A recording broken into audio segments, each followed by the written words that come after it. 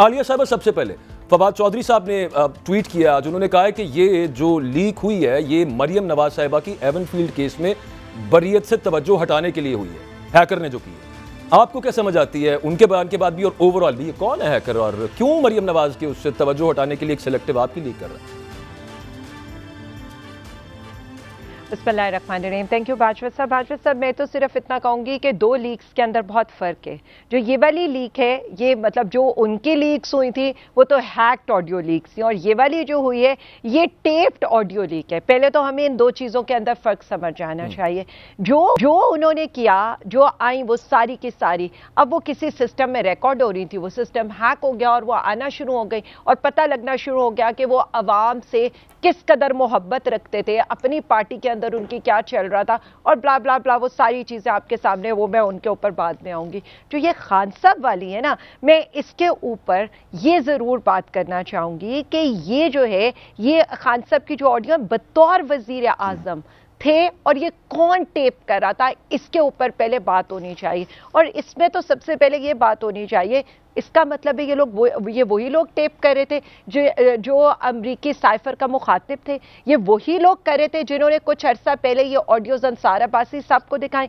और उसके बाद मुझे सिर्फ इतना बता दें, हमें तो इनका फ़ायदा हो रहा है। मैं तो कह रही हूँ सारी निकाले, पूरा साइफर निकाले।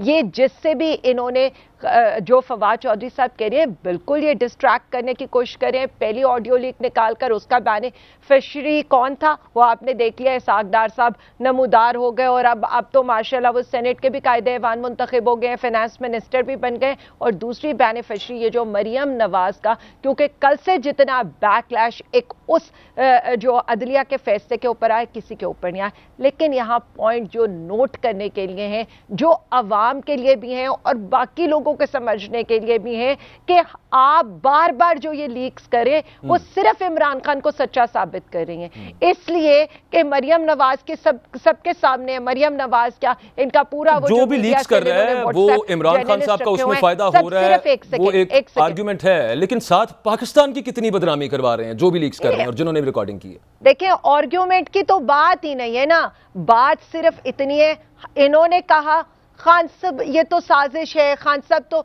जाली खत खान साहब ने लहराया था। अब खुद बार बार ये वीडियोस ट्वीट कर करके बता रहे हैं कि नहीं नहीं नहीं, साइफर तो आया था, साइफर तो असली है। अब जरा इनके मुनाफकत जरा मैं वो बता दूं ना आपको। एक तो साबित हो गया साइफर हकीकत है, दूसरा साबित हो गया मुल्क को धमकी लगी थी, वो भी साबित हो गया। ये भी साबित हो गया आज के वोट ऑफ नो कॉन्फिडेंस से एक दिन पहले ये साइफर आया था। यानी वोट ऑफ नो कॉन्फिडेंस करवाने वाले कौन थे, साजिशी किरदार कौन थे। उसके बाद ये भी साबित हो गया कि वजीर आजम से, मुल्क के वजीर आजम से उस साइफर को छुपाया गया और उस साइफर को डॉक्यूमेंट करने के लिए उनको मीटिंग कॉल करके उसके मिनट्स ऑफ मीटिंग लेने पड़े। और तीसरी और सबसे इंपॉर्टेंट बात जो यहां पर होनी चाहिए वो ये होनी चाहिए, धमकी तो मुल्क को लग रही थी, यहां तो मुल्क की हुकूमत गिराने की कोशिश हो रही थी, तो फिर इतनी खामोशी क्यों थी और उसको क्यों ट्विस्ट करने की कोशिश की गई। और आज की ऑडियो में 6 कट्स लगे हुए हैं, आज की ऑडियो में वंस अगेन सबटाइटल इन्होंने अपनी मर्जी के डाले हुए हैं। इसका मतलब है आपके पास इमरान खान के अगेंस्ट कुछ भी नहीं है। तो मैं वैसे 6 कट्स जो लगे हैं, इसका आपने एनालिसिस किया कि कहां पर कट लगा हुआ है? आपने कहा कट्स तो लगे हैं, ये तो मैंने भी अपने इंट्रो में कहा, लेकिन 6 लगे हैं। जी बिल्कुल, ये सोशल मीडिया के ऊपर चल रहा है। जितने लोग जो इस चीज को समझते हैं, ऑडियो वीडियोस को, उन्होंने उसका पूरा फ्रेंजिक करके सोशल मीडिया के ऊपर डाल दिया। उसके सबटाइटल्स का आपने जिक्र कर दिया था, इसे मैंने दोबारा जिक्र करना मुनासिब नहीं समझा कि जिस तरह से इन्होंने कहा मर्जी के मिनट्स मैं जरा ब्रिगेडियर साहब को शामिल गुफ्तगू कर लूं इस मामले के ऊपर। ब्रिगेडियर हारिस नवाज साहब, तो यही कह रहे थे मुझे ठीक आपका पॉइंट आ गया, your point has been taken. आप मैं ब्रिगेडियर साहब ये बताइएगा कि ये जितना सर्जरी करके एक पूरी लंबी गुफ्तगू होगी, उसको छोटा किया गया, मर्जी के पार्ट्स रखे गए, सबटाइटल्स, वो सारी जो हम बात कर रहे हैं, और फिर जर्नलिस्ट को पहले से पता है, वो बता रहे हैं। अभी तो एक और बात, किसी जर्नलिस्ट से मेरी आज बात हुई है, वो कह रहे थे अभी 2 पार्ट्स और भी हैं। अब देखते हैं वो क्या मामला बनता है, वो आगे निकलता है। लेकिन ये कोई इनसाइड जॉब है सर, इसका मतलब है फिर जिस तरह का मामला सामने आ रहा है अपेरेंटली। बाजा साहब, ये एक तो देखें, ये बहुत ही सीरियस बात है और इसको सीरियसली लेना चाहिए और ये देखना चाहिए कि हु इज द कल्प्रेट। ये पुराने एक्स प्राइम मिनिस्टर के की भी बगिंग की गई है और उसके बाद जो सिटिंग प्राइम मिनिस्टर उनकी भी हो रही है। दैट मीन्स कोई ना कोई सीरियस फैसिलिटेटर इनके स्टाफ में, क्योंकि यहाँ पर staff manager means intelligence bureau, special branch और वहाँ पर जो भी कोई काम करता है उसकी फैसिलिटेशन है। जैसे दहशतगर्दी में हम कहते हैं कोई दहशतगर्दी नहीं हो सकती जब तक कोई फैसिलिटेटर ना हो, सहूलतकार ना हो।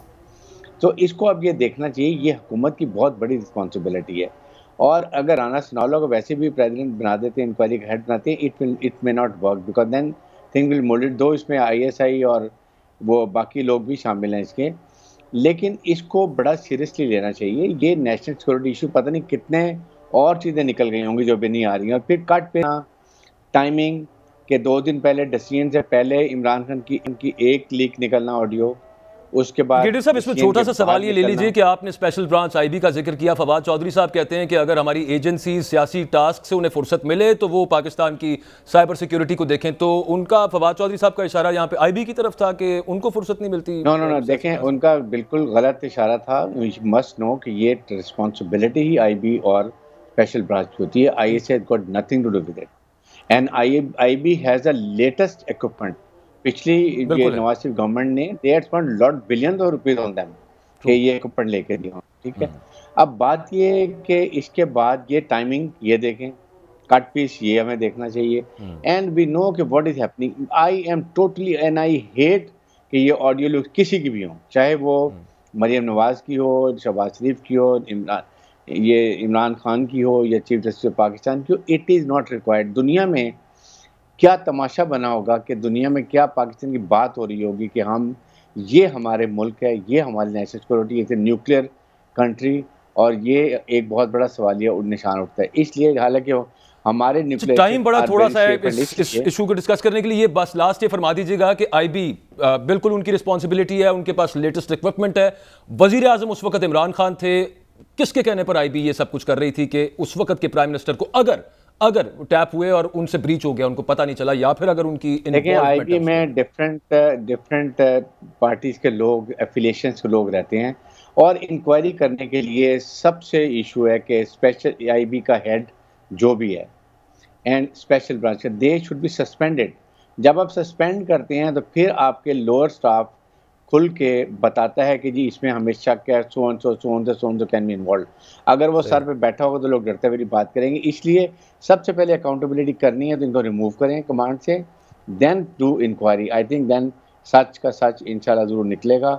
और जो भी अच्छा, आलिया हमजा साहिबा, मरियम नवाज साहिबा कहती हैं कि नकब लगाई इमरान खान को मुखातिब करके तुमने पाकिस्तान के सबसे बड़े ऑफिस में, लेकिन वो ये बात करना या मुतालबा करना भूल गई कि जिन्होंने ये नकब लगाई कि पाकिस्तान के 2 प्राइम मिनिस्टर्स, एक सिटिंग और दूसरा एक्स, उनकी ऑडियोज लीक हुई, उनके खिलाफ इंक्वायरी, और फिर आपकी पार्टी के चेयरमैन ने ये सरबमोहर करके साइफर भेजा चीफ जस्टिस साहब को, मोहतरम चीफ जस्टिस साहब को, उस पर कोई खास नहीं, उनकी तरफ से कोई इंक्वायरी शुरू करने का कोई इंदिया नहीं आया सामने। तो मजीद सिर्फ थोड़ा सा ये क्लोजिंग रिमार्क्स में इस चीज़ के बता दीजिएगा, क्या आगे आप ऐसी स्ट्रैटेजी बनाएंगे कि लेकर आए जनाब, आप तो बहुत, आप कह रहे हैं बहुत बड़ी साजिश हुई है, तो फिर खुल के सबके सामने आना चाहिए कौन किरदार है इस साजिश में। अगर इमरान खान है तो सो बी इट, वो इस बेनिफिशियरी ये देख लें। देखिए किरदार की कौन सी बात।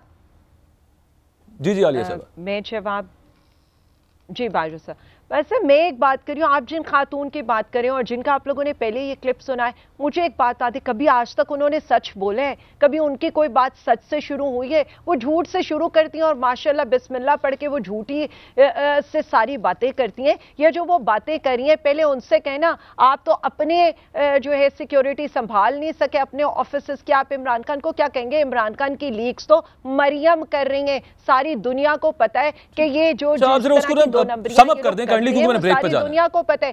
सिर्फ एक सेकंड, देखिए सिर्फ एक सेकंड, हम तो कहते हैं बड़ा अच्छा करे, बड़ा एहसान है हमारी जिंदगी के ऊपर, अच्छी बात है। हम तो कह रहे हैं साइफर भी निकाल के अवाम के सामने ले, हम गलत हैं, हमें जो है झूठा साबित कर देनी। तो चीफ जस्टिस ऑफ पाकिस्तान के सामने ये पेश हुआ है, वो निकाले इसको, इसके ऊपर ओपन हियरिंग करें। अवाम सुनने के लिए तैयार है, हम सुनना चाहते हैं। मुल्क को धमकी लगी हुई है, उसके नतीजे में पूरा रेजीम चेंज हो गया।